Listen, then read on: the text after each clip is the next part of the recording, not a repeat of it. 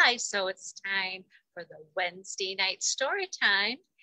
And everybody's enjoying this great summer weather, and we're looking to summer starting. And of course, Memorial Day weekend is coming up. So I thought I would share a story about school and the last days of school. So, and then also another story I enjoyed called Catching the Moon. So let's enjoy these stories. The first one is Lizzie and the last day of school.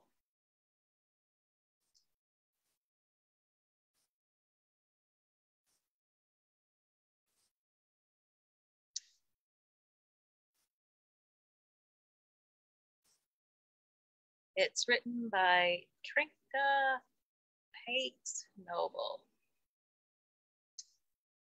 Yeah, all those backpacks. Lizzie loved school. So here she is. She loved nursery school. Oh, look at that painting. Then Lizzie loved kindergarten even more. She loved the smell of new books and her little desk. She loved hearing the happy voices at playtime. She loved seeing the bright artwork in the halls, and the cool water from the drinking fountain always tasted the best. In fact, Lizzie loved everything about school. So do you love everything about school? I love school. I love school. So all the kids are saying, yay, and they're running out of school. And what's Lizzie doing? But when the last day of kindergarten came, Lizzie was what? She was sad. Did you guys ever feel sad about the last day of school? Not seeing your friends, not having different things to do? Oh, look, she had a party. So that summer, Lizzie played school with her baby sister, Lulu. Well, does that look like fun to you? Now Lizzie was going to be a big first grader. Your first year of school, said Mom, proudly handing her a new pencil case. How did you feel your first day of school? Your first year of school, said Dad, proudly handing her a new backpack. Woohoo! Uh-oh, what's this? Even baby Lulu gave her a new giant box of crayons, and perhaps broken. Oh, look at her go. Yippee, thought Lizzie. A whole year of school. On the first day of school, Lizzie's teacher printed her name on the board in big letters. Miss Giggling, I guess, and a smiley face. But you can call me Miss G, she smiled. This is my first year of teaching, and you are my first class. Let's make this the best year of school ever. Yippee, thought Lizzie. Even Miss G said it was a whole year of school. Word wall, first day of school. Look how many books we can read. Woohoo! That's a reading bug. That fall, the librarian, Mrs. Reed, gave them the centipede reading award because they read 100 books. Everyone called them Miss G's little reading centipedes. Are you a reading centipede? Lizzie brought home lots of books for Lulu. And Lulu's apparently seeing how they taste. Yay! That winter, Mr. Muzzle, the gym teacher, taught them how to hop, skip, and jump to fast music. Even Miss G joined in. Jump back, everyone, laughed Mr. Muzzle. Here comes Miss G's little, jolly little jumpers. At home, Lizzie showed Lulu how to hop, skip, and jump. Guess Lulu's enjoying it too. That spring, they won the Nature Study Award for the bee and butterfly garden. Ooh, and the winner is Miss G's honeybees, announced Mr. Gardner, the science teacher. Whoa, look at those wings. They make great honeybees. Miss G made them wings, so they buzz, buzz, buzz, buzz, buzz down the hall to their room. At home, Lizzie let Lulu try on her wings. Oh, what's Lulu gonna do with the wings, I wonder?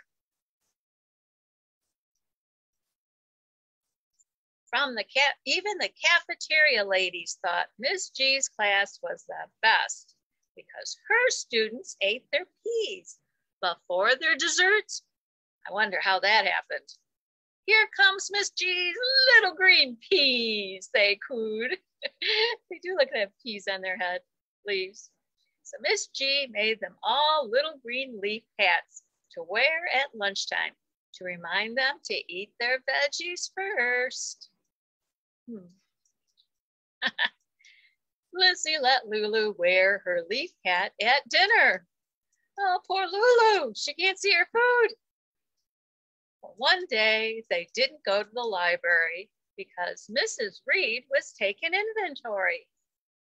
Then Miss G collected all their reading books, but didn't hand out any new ones. Why do you think that is? Why aren't they getting new books, guys? The next day, they cleaned out their garden, and Mr. Muzzle took everyone outside for field day. But shouldn't we be doing math right now? Asked Lizzie. Sounds like she'd rather be doing math. Then it happened. June 10th. Class, tomorrow is our last day of school, announced Miss G. It will be a half day, and we will be cleaning out our desks, so please bring a big bag or box. All the kids cheered, yippee! They shouted, tomorrow's the last day of school. But Lizzie didn't cheer. Lizzie didn't shout yippee. Lizzie just frowned.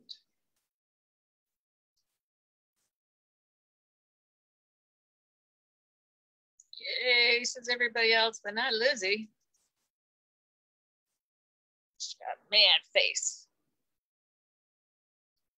That night, Lizzie was very sad. Tomorrow's the last day of school, she cried. Not even a whole day, just a half. Poor Lizzie. Look, said Mom, trying to cheer her up. Baby Lulu is bringing you chalk. She wants you to write the ABCs for her.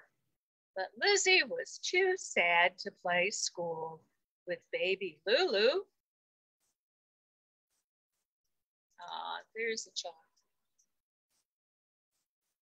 The next morning, Lizzie's school was bursting with happy noise. In no time, everyone's desks were cleaned out. Everyone hugged and waved goodbye. Everyone ran out the door. Everyone except Lizzie. Lizzie was the last one to leave. She didn't even hug Miss G goodbye.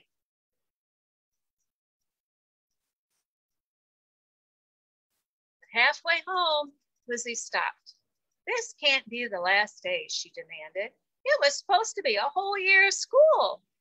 So Lizzie sneaked back just to make sure. Besides, She wanted to give Miss G a hug.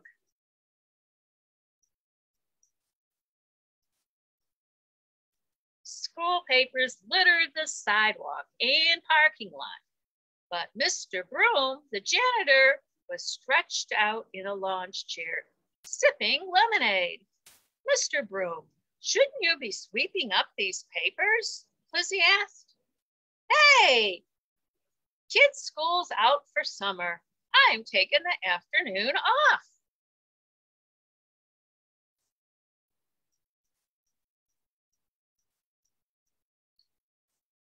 Lizzie slipped in the back door.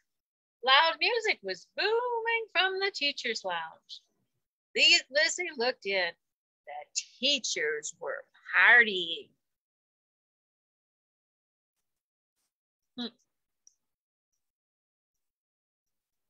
But Miss G wasn't there. So Lizzie tiptoed down the hall toward her room. The hall seemed too long, too quiet, and too empty. No kids lined up at the drinking fountain. No brightly colored artwork on the walls. No shiny planets and stars hanging from the ceiling. Lizzie felt very sad and lonely. Lizzie peeked in and saw Miss G, who looked just as sad and lonely as Lizzie. She does look sad, doesn't she?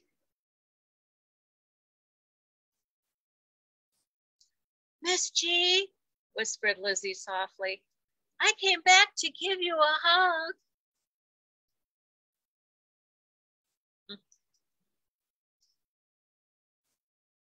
As the two hugged, Miss G sighed. Oh, Lizzie, you're just like me. We both love school so much that the last day of school makes us sad. Being just like Miss G made Lizzie feel better.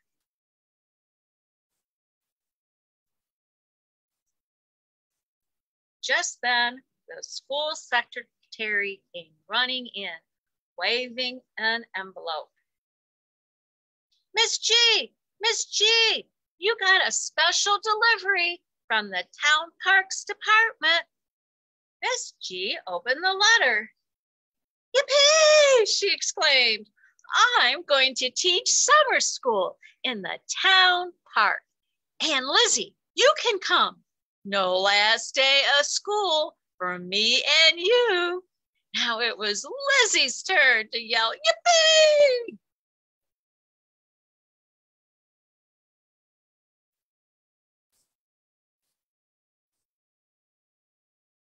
As the two walked down the hall, hand in hand, Miss G told Lizzie all about summer school.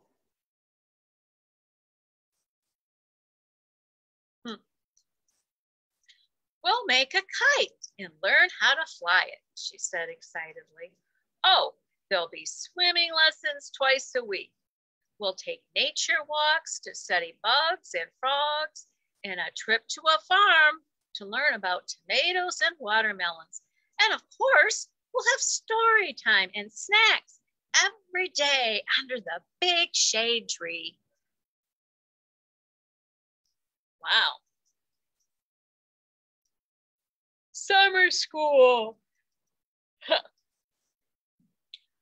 But that summer, Lizzie still played school with baby Lulu. Lulu's learning to walk, apparently.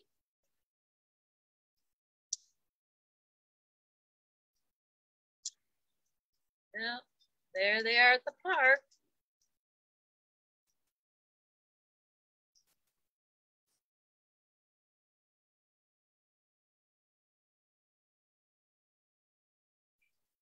So, how do you feel about school being over? Are you like Lizzie and Miss G? Are you a little bit sad that all that stuff's going to be over?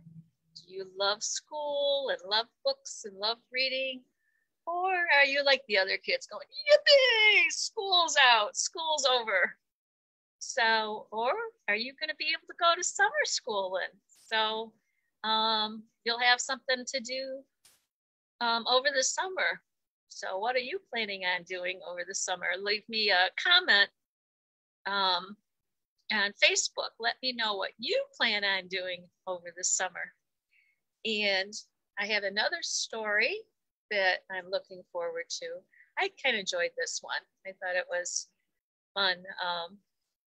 Lizzie was all excited because it was a whole school year. And I thought somebody needed to explain to her that the school year is different than a calendar year. So just because the calendar year is 12 months, that doesn't mean the school year lasts 12 months. So, but it was a fun read. So we also have another book. So this book is Storyline Online. It's one of our databases, and it's called Catching the Moon. It's the story of a young girl's baseball dream. So what do you dream of doing when you grow up? Well, what do you enjoy doing? What makes you happy? Think about that and listen to this story.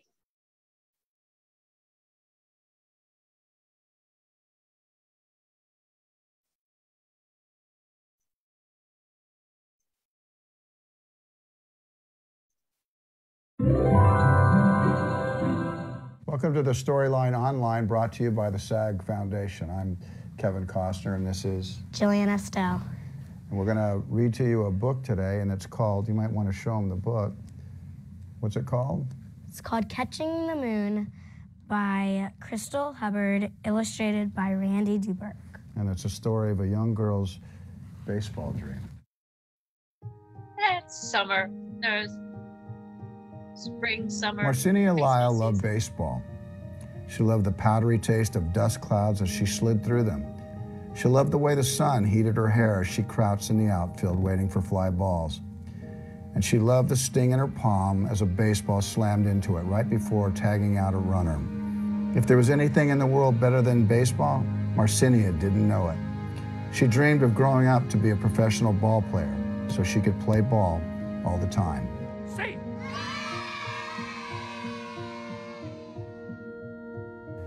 I wish I knew why you like baseball so much, Mama sighed as she gently washed Marcinia's hair.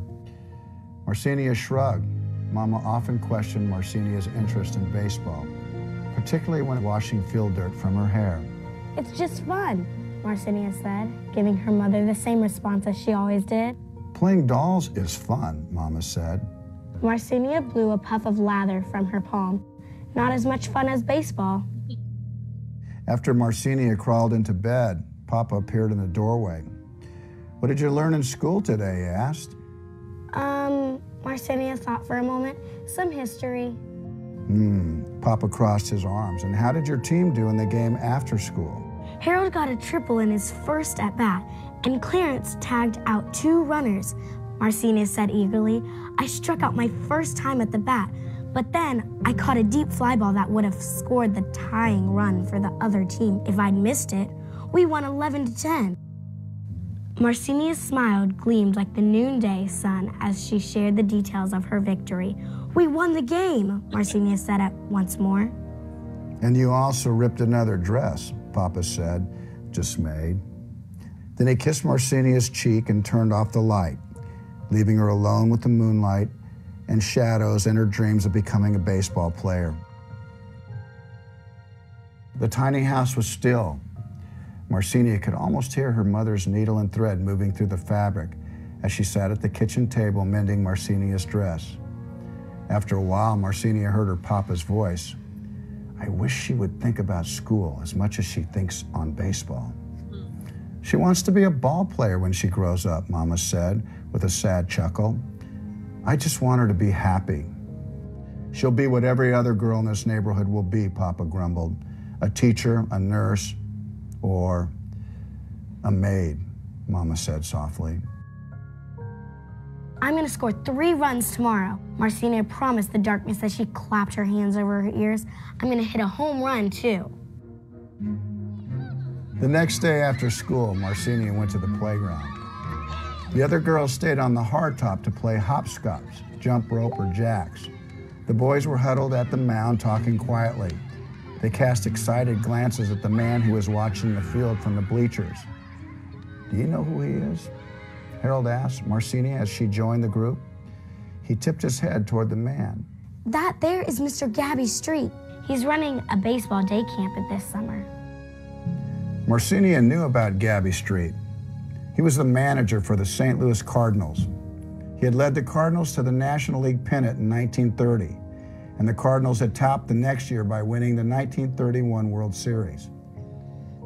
"What's he want?" Marcinia asked. "Kids for his baseball camp," Harold said. "It's going to be right here on the field every day except Sunday. Sundays are game days." "What is the cost?" Marcinia asked. "It's free."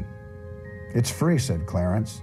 "All you need is your own glove and baseball cleats," Harold added. Marcinia could hardly contain her excitement. She would do anything to be one of the players in Mr. Street's camp. That afternoon, Marcinia played with purpose. She scooped up grounders, catching them into her body to make sure they didn't bounce away. She slid into second, keeping so low she wouldn't be tagged. She kept her eyes on each pitch, waiting for a good one to send over the fence. She scored 3 runs just like she wanted and hit a homer. When Mr. Street approached the players after the game, Marcinia crowded in close so he could see her. "I just saw some good ball," Mr. Street said, smiling. "Who wants to come to my baseball camp and really learn how to play this game?" Every hand went up. Mr. Street shook them all. He shook Marcinia's hand last. "You've got a good arm, little miss, and you run fast," he said, "but I don't take girls in my camp." Marcinia looked down so no one would see her disappointment. She began striking dust from her dress. "Hey, Marcinia's been playing ball with us since we were little kids," Harold told Mr. Street. "She's the only player we got who ever steals bases," Clarence said. Marcinia was pleased that her friends had come to her defense, but Mr. Street didn't change his mind. As she walked home, she thought about how those very same boys had teased her when she first started playing baseball with them. Then they saw that she could run, hit, and throw as well as they could. This teasing stopped. They had let her play. Marcinia decided to give Mr. Street a reason to change his mind. Every day, Marcinia played baseball, and every day Mr. Street refused to invite her to his camp. Then came a day when Marcinia got tired of hearing him say, "I don't take girls in my camp." That day, when she was on third base in the 9th inning of a tie game, Marcinia decided to take the biggest chance in all of baseball. She decided to steal home. When the pitcher drew back his arm to throw the ball to Harold, Marcinia launched into motion. The catcher snared the pitch in his glove and ran towards Marcinia to tag her out. Marcinia doubled back towards third. When the catcher threw the ball back to the third baseman, Marcinia turned and bolted toward home plate. As the ball sailed above her head, Marcinia pumped her arms and knees harder. With the ball speeding toward home, Marcinia dropped her weight and slid into home plate. She had stolen home and scored the winning run. While her teammates celebrated their victory, Marcinia planted her hands on her hips and faced Mr. Street. "I'm a baseball player," she said. "I want to learn to play this game as well as I can. May I come to your camp?" "Well, little miss, if you can steal home, you can probably do anything you set your mind to," Mr. Street said. "You can come to my camp, as long as you have your own equipment." When Marcinia told her parents the good news about the camp that evening, her father was not pleased. "I don't like you acting like such a tomboy," he said with a snap of his evening paper.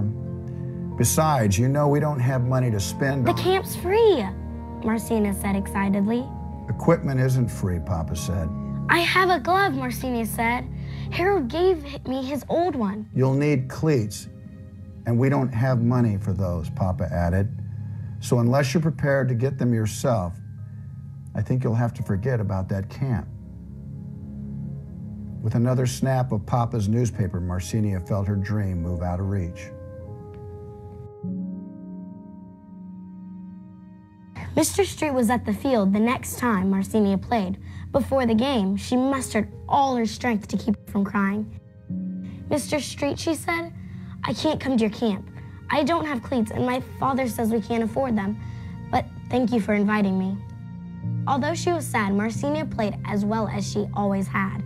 She loved baseball too much not to play with all her heart.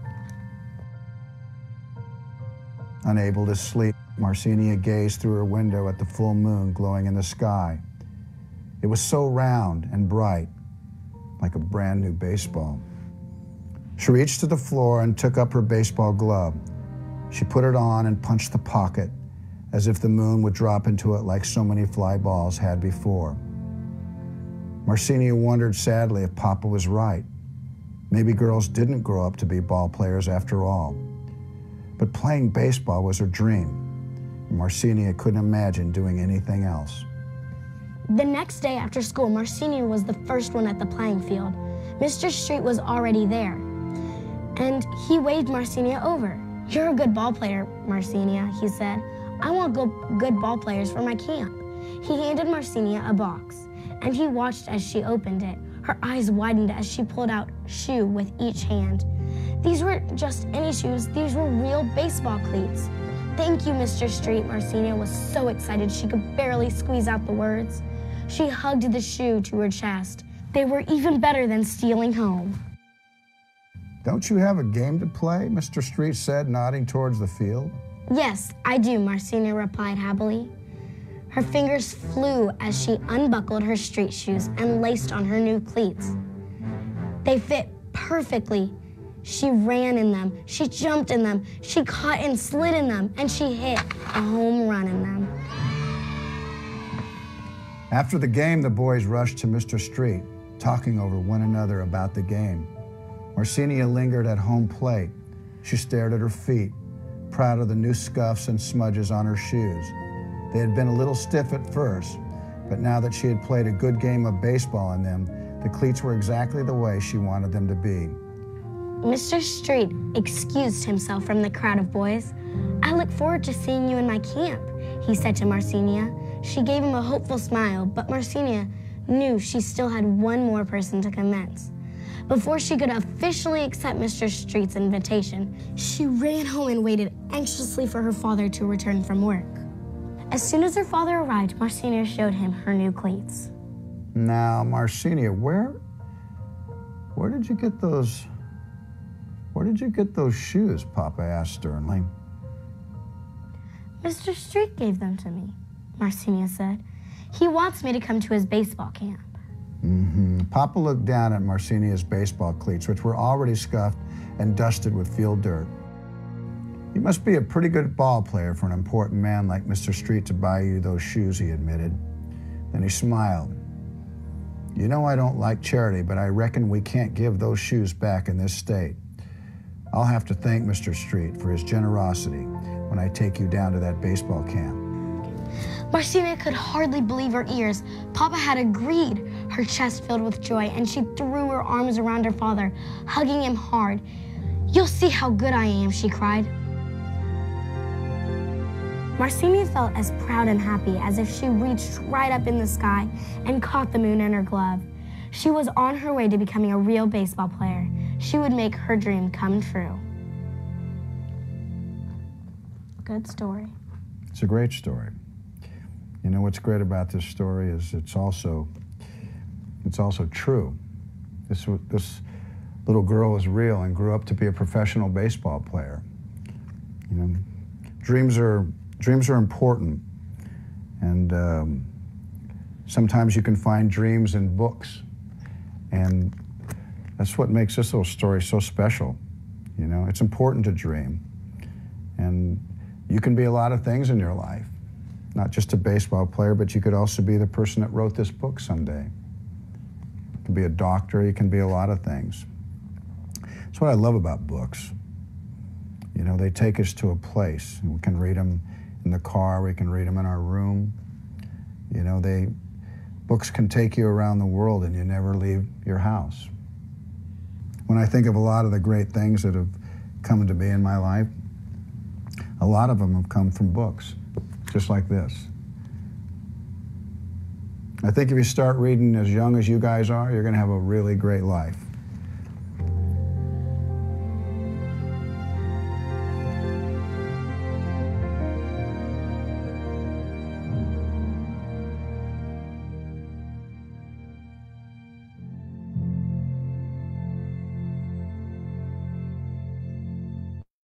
So, what did you think of Catching the Moon? Is there a part that you liked especially? What happened in the beginning is little girl, and she liked playing baseball. She would ask what happened in school. She said, oh, we learned some history stuff. Asked about the baseball game, and she went in to talk about it, what went well, and what she did, and what challenges there were, and what happened. So that was, she just beamed, and she just loved baseball. So her dream was to be a baseball player, and she did. She did become a professional baseball player. And what she did was hard, and it was especially hard because everybody, including her parents, thought that she should do something else besides play baseball.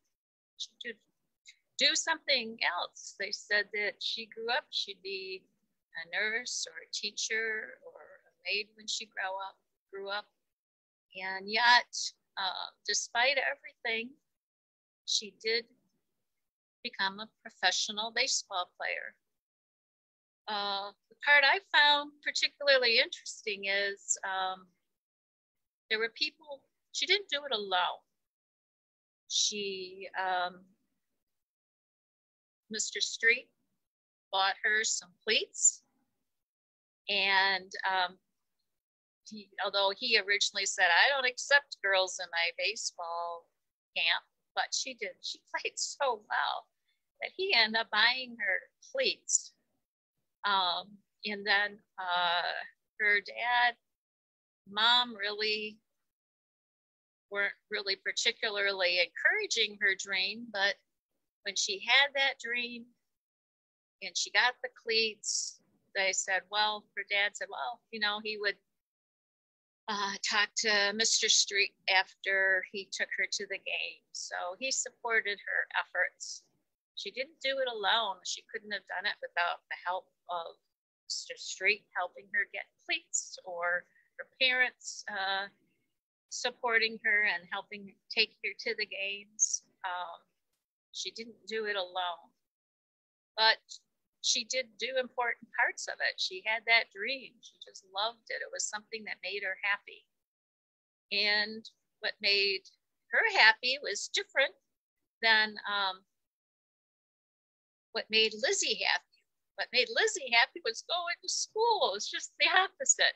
Lizzie didn't want to be off for the summer. She wanted to go to school year round, as she said. So it made her happy. So what makes you happy? What do you like to do? What makes you just open up and beam and talk and describe something, like she was talking about, Lizzie, like Catching the Moon. She was talking about what happened in her baseball game or baseball camp. What makes you just open up and just can't quit talking about it? I can't quit thinking about it. And what makes you just really excited about? So I hope you enjoyed those two stories. In some ways, they're just the opposite. There's some things that are the same. They're both about girls, both about what they wanted to do, both about what made them happy. But what made them happy was totally different. What makes you happy? And what gives you joy? write a comment. I'd love to hear it. And let me know what you think of this story time today. And tomorrow we're going to have another story time. Grandma reads a story that is going to be at 3 o'clock. And I look forward to being in on that story time. Grandma reads a story at 3 o'clock. Check us out. Thank you. This is Bonnie Bola from the Pontiac Public Library, and I'm hoping that you have a healthy and happy day the rest of today. Goodbye.